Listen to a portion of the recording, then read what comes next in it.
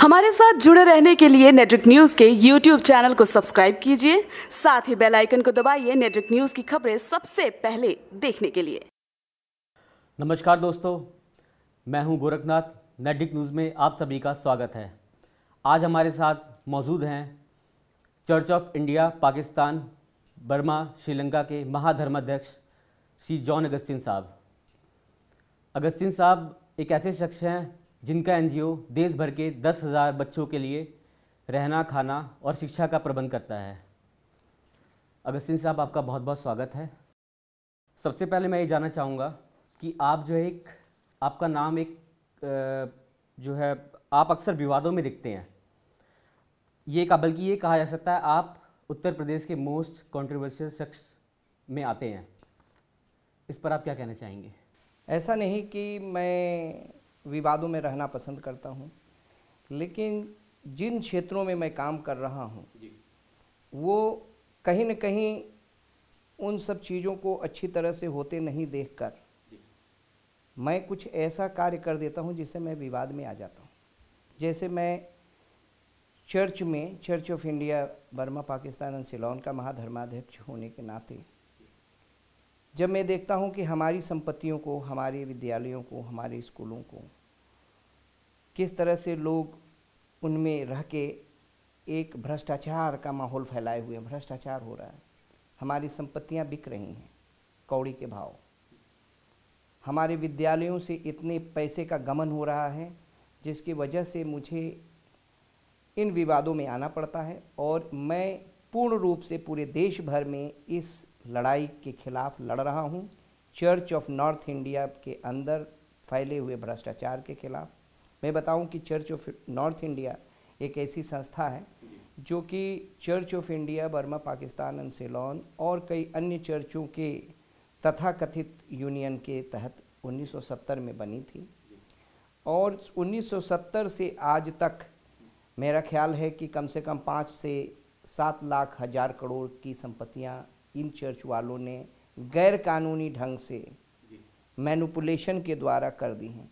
तो it is but natural, ये वास्तविकता है हमारे जीवन का कि मैं इन सब चीज़ों में, इन सब मुद्दों को मैं उठाता हूँ और बड़े दमखम के साथ इन ठगों के साथ लड़ रहा हूँ।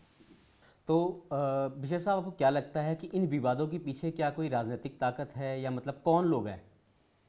ये एक संस्था, जैसे मैंने बताया कि चर्च ऑफ नॉर्थ इंडिया एक गठन जो कि 1970 में उदित हुआ था और हमारी ही संपत्तियों पे चर्च ऑफ इंग्लैंड जो कहा जाता था, चर्च ऑफ इंग्लैंड जो 1927 के इंडियन चर्च एक्ट पारित होने के बाद चर्च ऑफ इंडिया बना था, इनकी संपत्तियों पे ये गैर कानूनी ढंग से 1970 में काबिज हो गए। और काबिज होने के बाद इसके कुछ लोग जो धर्मा अधिकारी हैं या इसके कुछ लोग हैं, जो कुछ लोग ही मिलकर पूरे ये चर्च की संपत्तियों को बेच फरोख्त करना, इन्हीं लोगों ने सभी हमारे शैक्षिक संस्थाओं में काबिज हो गए और उनमें प्रति माह करोड़ों की पैसा इधर से उधर, इस अकाउंट से उस अकाउंट में करते हैं। इसके वजह से मुझे इस लड़ाई में आना पड़ा और मेरी लड़ाई दिल्ली हाई कोर्ट में भी चल रही है कि ये संपत्तियां हमारी है, हमें मिल जानी चाहिए, ये संस्थाएं हमारी है, हमारी मिल जानी चाहिए। और यहाँ तक कि हम 2-3 संस्थाओं पे विजयी होने के बावजूद भी ये जो ठग हैं कहीं न कहीं कानूनी दाव पेच में हमें फंसा देते हैं, और ताकि ये जो कार्य इनका चल रहा है चलता रहे। जी, जैसा कि फादर हम जानते हैं कि हमारे जो आपके क्रिश्चियन धर्म है, इस पर एक आरोप लगते रहे हैं और आज भी लग रहे हैं और पहले भी काफ़ी लगे, धर्मांतरण का। तो इस बारे में आपका क्या कहना है? देखिए, आरोप हैं और कहीं न कहीं इस आरोप में कुछ न कुछ सच्चाई भी हमें देखने को मिलता है। मैं ऐसा कह रहा हूँ नहीं कि जो इस्टेब्लिश चर्चेज़ हैं, जैसे रोमन कैथोलिक चर्च है या एंग्लिकन चर्च है या जो कन्फर्मिस्ट चर्चेस कहे जाते हैं जिसमें मेथोडिस्ट चर्च आते हैं, बैप्टिस्ट चर्च आते हैं, इन चर्चों में जिस तरह का आरोप लगता है धर्मांतरण का, वो गलत है। इस तरह के धर्मांतरण नहीं होते हैं। लेकिन कुछ चर्चेस, जैसे कि आजकल एक पेंटिकोस्टल चर्च बहुत तेज़ी से फैल रहा है, इनमें धर्मांतरण का कार्य चलता रहता है गाँव में, और इस तरह के धर्मांतरण के मैं विरोध में हूँ, मैं खिलाफत करता हूँ। इसके 2 रीज़न्स हैं।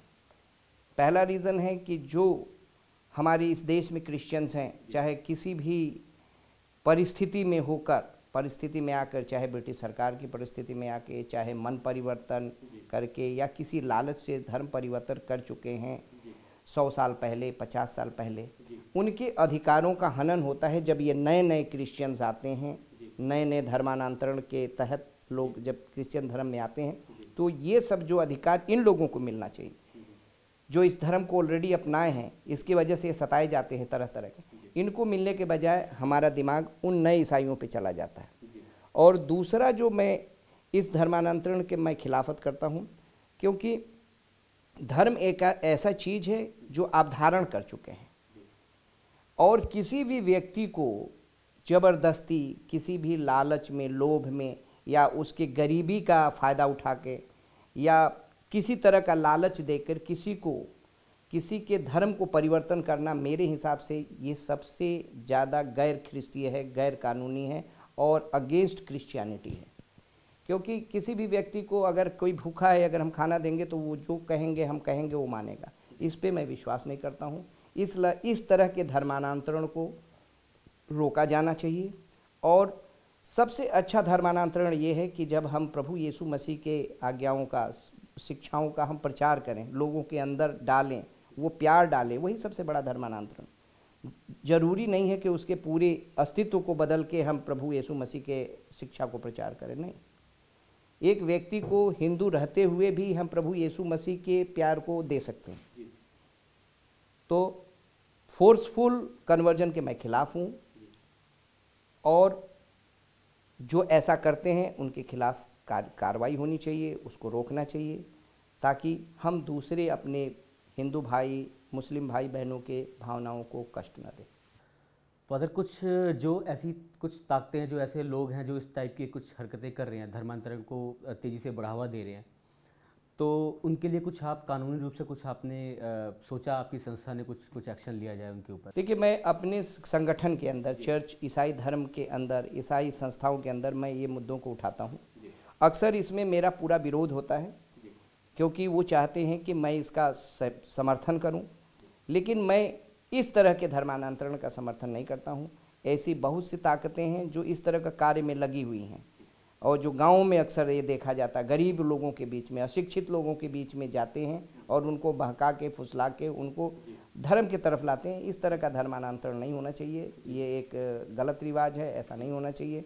ऐसे पादरियों और बिशपों के खिलाफ कार्रवाई होनी चाहिए। बिशप साहब, जैसा कि हम देख रहे हैं, बीजेपी और आरएसएस कुछ एक ऐसे एजेंडे पर वर्क कर रही है जिससे वो क्रिश्चियन कम्युनिटी को अपने साथ लेके चलने को तैयार है, तो इस पे आप क्या कहना चाहेंगे? ये बात मैं आपसे सुन रहा हूँ कि ऐसा कुछ सोच रही है।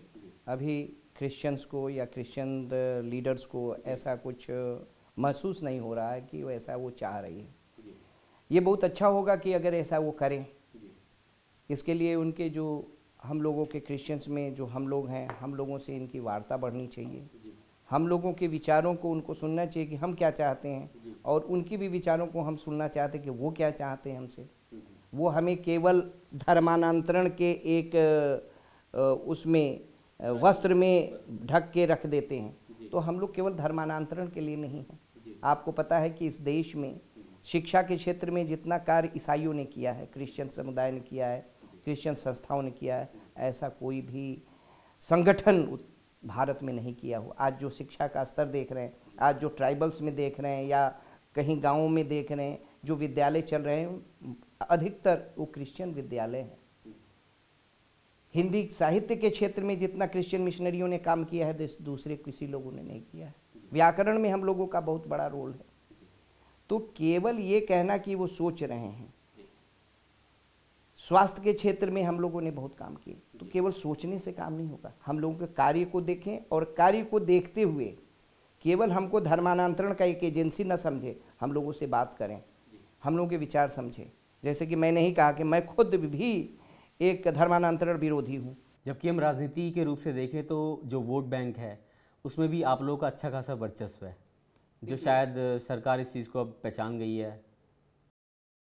अब पहचान गई है या नहीं पहचान गई है, क्योंकि अक्सर मैं देखता हूं कि ये धर्म और जाति की राजनीति में हम लोग पीछे रहते हैं, लेकिन इनको पता नहीं है कि जितना कि एक क्रिश्चियन समुदाय का पादरी और बिशप जितना प्रभावित कर सकता है समाज को अपनी विचारधारा से, अपनी शिक्षा के द्वारा, शायद उनके लिए ज़्यादा लाभप्रद होगा अगर भाजपा या आरएसएस हम लोगों के विचारधारा को समझे, हम उनके विचारधारा को समझें, हम कहीं ना कहीं सहमत एक प्लेटफॉर्म पे आए तो उनके लिए लाभदायक होगा। और हम भी जुड़ना चाहते हैं, हम भी चाहते हैं कि वो समझें, लेकिन ऐसा कोई मौका नहीं आता है कि जो हम लोगों को समझने के लिए वो मौका दें या मैं उनको समझने का मौका दूं। तो ये सरकार को चाहिए और आरएसएस संगठन को चाहिए कि हम लोगों से इंटरेक्शन शुरू करें। दोस्तों, जैसा कि मैंने प्रोग्राम के शुरुआत में एक बात बताई थी कि फादर देश भर में कई गरीब बच्चों, गरीब परिवारों के लिए कुछ ऐसा काम कर रहे हैं जिससे उनको रोज़ी रोटी, शिक्षा, बहुत सारी चीज़ें जो आज की दौर में बच्चों को ज़रूरत है और उनको मिल नहीं पा रहा, उसके लिए इनका एनजीओ, इनकी संस्था बहुत ज़्यादा प्रयास कर रही है। तो बिशप साहब, मैं ये पूछना चाहूँगा कि आप बच्चों के लिए जो अनाथालय हैं या जो शिक्षा के क्षेत्र में आप अस्पताल हैं, उनके क्षेत्र में आप क्या कर रहे हैं, क्या वर्क कर रहा है आपका एनजीओ? देखिए, हमने सबसे पहले ये देखा कि इस देश में किस चीज़ की ज़्यादा ज़रूरत है। हमने देखा कि शिक्षा की ज़्यादा ज़रूरत है, और शिक्षित किसको करना है? वो नहीं जो शहरों में रहते हैं, जो कि बड़े बड़े स्कूलों विद्यालयों में जा सकते हैं। हमें उनको शिक्षित करना जो गाँव में जो पढ़ाई नहीं, जो स्कूल नहीं जा सकते हैं गरीबी की वजह से, या वो अनाथ हैं या अफोर्ड नहीं कर सकते हैं, तो हम लोगों ने इन गरीब बच्चों के लिए शिक्षा के क्षेत्र में कार्य करना शुरू किया। इनके लिए होम्स बनाने शुरू किए। होम्स में बच्चों को ला के, डिफरेंट बैकग्राउंड के बच्चों को ला के उनको शिक्षित करना, वही इंग्लिश मीडियम शिक्षा देना जो कि हम शहरों में बड़े बड़े घरों के बच्चे पाते हैं। तो इसके लिए हमें बहुत कुछ नहीं करना पड़ा, हमें आपसे ही पैसा मिले, हम आपसे ही ले लेते हैं पैसा, क्योंकि हम उन बच्चों को एक ऐसे माँ बाप खोजते हैं, एक ऐसे परिवार खोजते हैं जो उसको सपोर्ट करे। अगर मैं आज आपसे कहूँ कि गोरखनाथ जी, क्या आप 1000 रुपये प्रति माह देना पसंद करेंगे इस बच्चे की शिक्षा के लिए, तो मैं नहीं सोचता हूँ कि आप ना करेंगे। इसी तरह से हजारों हजारे हमारे हिंदुस्तानी भाई बहनें हैं जिनके समर्थन से, जिनके सपोर्ट से ये संस्था का संचालन होता है। पहले था जो विदेशी धन आता था, विदेश से भी थोड़ा बहुत मदद मिलती है, लेकिन बेसिकली हम लोग अपने लोगों से ही पैसा लेके इस संस्था का संचालन करते हैं। क्योंकि जब तक हम इस देश को शिक्षित नहीं करेंगे, चाहे हमारे माननीय प्रधान जी का स्वच्छता अभियान हो, चाहे डिजिटल इकोनॉमी हो, इन सब के लिए शिक्षा की अति आवश्यकता है। तो इस छोटे से कार्य के द्वारा मैं चाहता हूं कि देश में हमारे प्रधानमंत्री, हमारी सरकार को मैं मजबूत करूं, अपने सरकार को इस क्षेत्र में इस कार्यक्रम के द्वारा थोड़ी सी मदद करूं। जी, जैसा कि अब प्रधानमंत्री जी का जिक्र आया है, तो मैं कुछ सवाल आपसे पूछना चाहूँगा कि जो हमारे देश के माननीय प्रधानमंत्री जी हैं, उन्होंने कुछ जैसे लोगों को, गाँव को आगे बढ़ाने के लिए डिजिटल इंडिया और जो है स्वच्छता अभियान जो चलाया है, उस बारे में आपका क्या कहना है? मैंने तो पहले ही आपको बताया कि सबसे बड़ी चीज़ है, सबसे मुख्य चीज़ है कि हम उसको शिक्षित करें। हम आपको शिक्षित करेंगे, आज भी आपके अंदर वो अशिक्षा होगी कि आप तुरंत संतरा खरीद के उसको पील करने के बाद सड़क पे फेंक देते होंगे। उसके लिए आपको शिक्षित करना ज़्यादा ज़रूरी है। जो हम शिक्षा के क्षेत्र में काम करते हैं, यहाँ पे जिस जगह पे आप ये इंटरव्यू ले रहे हैं, यहाँ पे इन बच्चों को ये हैबिट दिया गया है कि रैपर्स को डस्टबिन में फेंको, जो भी कचरा मिले उठा के रखो। तो ये हैबिट एक जो जीवनचर्या में आ जाएगा, आगे चल के जो प्रधानमंत्री जिस चीज़ को छेड़ा, कुछ दिनों में ये चीज़ संभव होने लगेगा, अपने आप होने लगेगा। प्रधानमंत्री जी को इसके लिए आह्वान नहीं करना पड़ेगा। तो इस क्षेत्र में हम उनके साथ हैं और ये बहुत अच्छा विचार है, स्वच्छ भारत का विचार।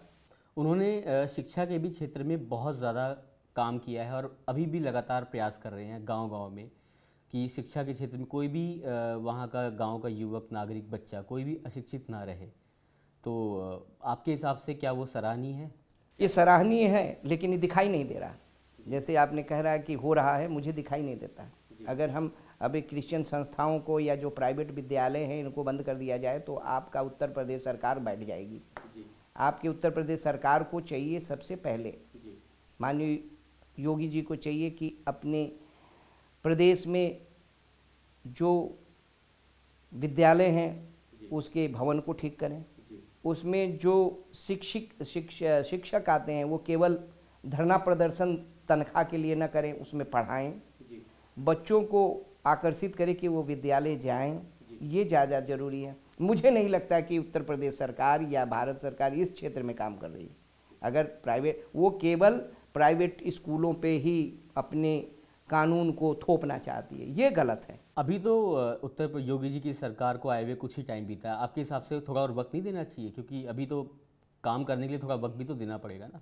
देखिए, वक्त, जैसे कि हमारे कबीरदास जी ने कहा, जो कल करे सो आज करे और आज करे सो अब, तो उनको जैसे ही बने उस क्षेत्र में कार्य करना शुरू कर देना चाहिए। अभी दिखाई नहीं दे रहा, हो सकता है कि उनके कोई एजेंडा हो, कोई प्लान हो, दिखाई देगा तो हम उनको उसके लिए बधाई देते हैं, अभी से दे रहे हैं।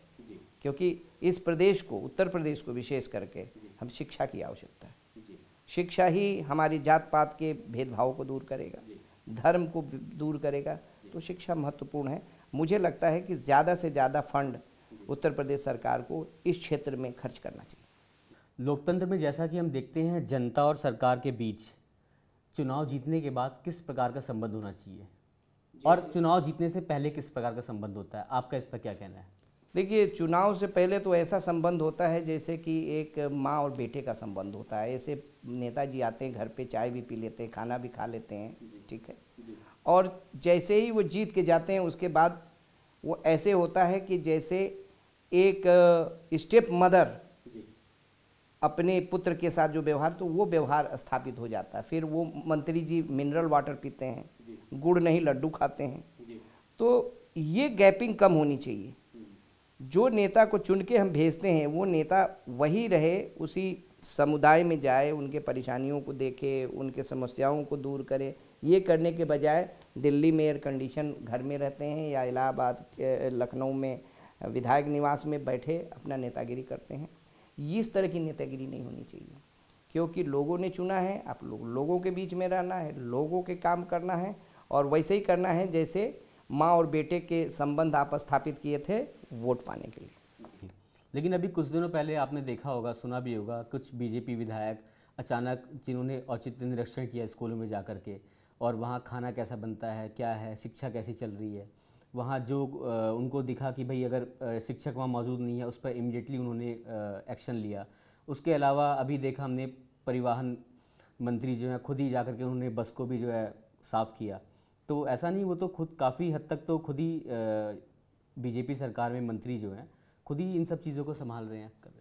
देखिए, ऐसा करना चाहिए, लेकिन हमें लगता है कि ऐसा तब करते हैं जब हमारे प्रधानमंत्री हाथ में झाड़ू लेने के सफाई का अभियान शुरू करते हैं, तो ये भी अपने अपने क्षेत्र में जा झाड़ू पकड़ लेते हैं और जैसे ही वो मीडिया हटती है वो झाड़ू ख़त्म हो जाता है, उनके हाथ से चला जाता है।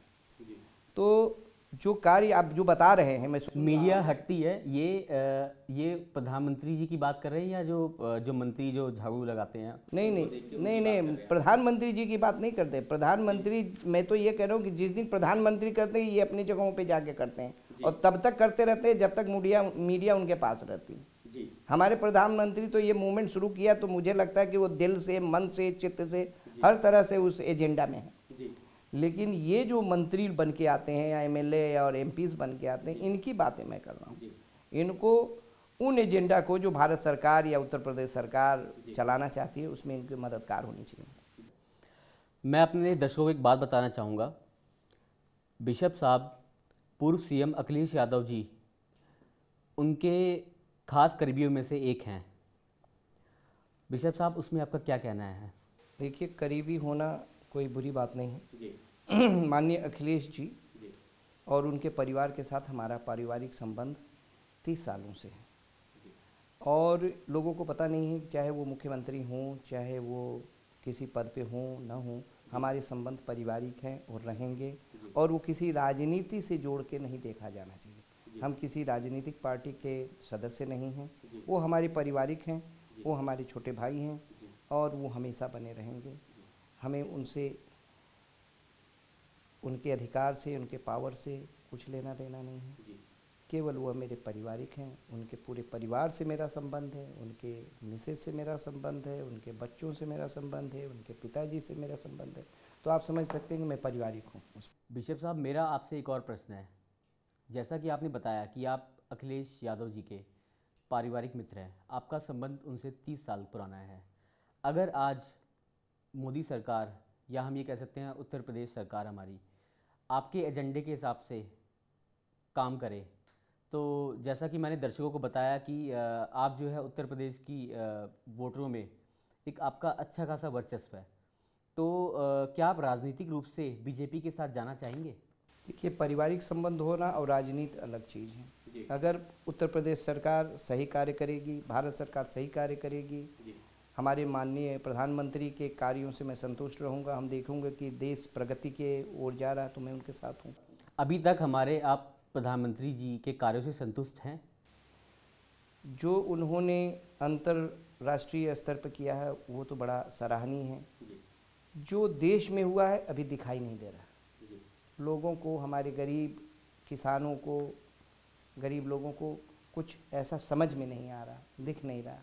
तो हमें लगता है कि उनको कुछ वक्त और देना चाहिए। बट कहीं ना कहीं योगी सरकार उस रास्ते में भी बहुत सारे कार्य कर रही है। देखिए, चूँकि केंद्र सरकार और उत्तर प्रदेश सरकार एक ही राजनीतिक पार्टी से चला रहे हैं, तो बट नेचुरल है कि इस पार्टी का सहयोग केंद्र सरकार का होगा। एक चीज़ हमें देखने में जो सराहनीय लगा भाजपा सरकार की, कि इतनी लूट खसोट नहीं है मंत्रियों के बीच में या सरकार में, डिसिप्लिन है। अगर इसी डिसिप्लिन के साथ हम माननीय प्रधानमंत्री के एजेंडे पे चलें तो देश भ्रष्ट मुक्त हो सकता है। सबसे एक अहम सवाल मैं आपसे पूछना चाहूँगा कि क्या आप राजनीतिक रूप से बीजेपी से जुड़ना चाहेंगे? मुझे अगर लगेगा उनको मेरी आवश्यकता है और मैं उनको कुछ सहयोग कर सकता हूँ देश हित में, देश के उन्नति में, तो बट नेचुरल मैं जा सकता हूँ। लेकिन आपके और अखिलेश यादव जी के संबंध जो है काफ़ी ताल्लुकात 30 साल पुराने हैं, काफ़ी अच्छे हैं, तो कहीं इन संबंधों पर असर तो नहीं पड़ेगा उसका? देखिए, एक पारिवारिक मित्रता और एक सामाजिक मित्रता अलग चीज़ है। ये पारिवारिक मित्रता है, तब भी मेरे मित्र रहेंगे और आज भी मेरे मित्र हैं। अगर मैं भाजपा में देश हित में गया तो भी मेरे साथ। मतलब आपको पूरा भरोसा है कि आपकी मित्रता, पारिवारिक रिश्ते इसी प्रकार से कायम रहेंगे? वो मेरा परिवार है, अब इससे ज़्यादा मैं नहीं कह सकता हूँ। जो मेरा परिवार है, मेरे अच्छाइयों को, बुराइयों को, मेरे विचारों को वो एक्सेप्ट करें।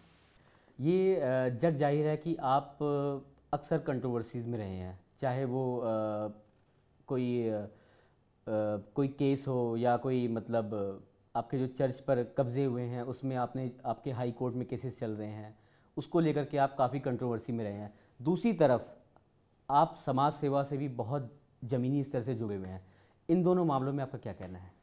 देखिए, मैं कंट्रोवर्सी में या विवादित इसलिए रहता हूँ कि चर्च में फैले हुए भ्रष्टाचार को ख़त्म कर सकूँ, भ्रष्टाचारियों को जेल तक भेज सकूँ। ये मेरा पहला एजेंडा है। दूसरा एजेंडा है कि चर्च में होने वाले कार्य जो प्रभु यीशु मसीह ने जो दर्शन, जो शिक्षा हमें दिए हैं, इस भ्रष्टाचारियों को ख़त्म करने से, हटाने के बाद हम उन गरीब अनाथ बच्चों को या जो समाज के क्षेत्र में काम करना चाहते हैं दूसरे पदाधिकारी, वो कर सकते हैं। तो विवाद में मैं इसलिए नहीं हूँ कि रहना चाहता हूँ, मैं विवाद में इसलिए हूँ कि भ्रष्टाचारियों को चर्च से ख़त्म करना और चर्च को उस स्तर पे लाना जो प्रभु यीशु मसीह ने स्थापित किया है।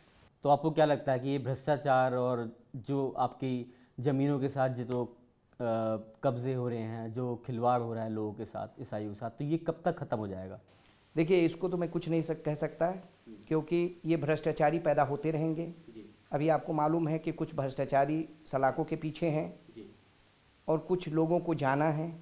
आपको क्या लगता है सेंट्रल गवर्नमेंट क्रिश्चियंस कम्युनिटी के साथ है, जो प्रॉब्लम्स आज झेल रहे हैं, जो प्रॉब्लम्स से वो गुजर रहे हैं, तो आपको क्या लगता है? देखिए, सेंट्रल गवर्नमेंट हो चाहे स्टेट गवर्नमेंट हो, उनको वास्तविकता पता चलेगा इस भ्रष्टाचारियों के लिए कि ये ज़मीनें बेच रहे हैं जो उनको बेचना नहीं चाहिए, जिसके वो मालिक नहीं हैं।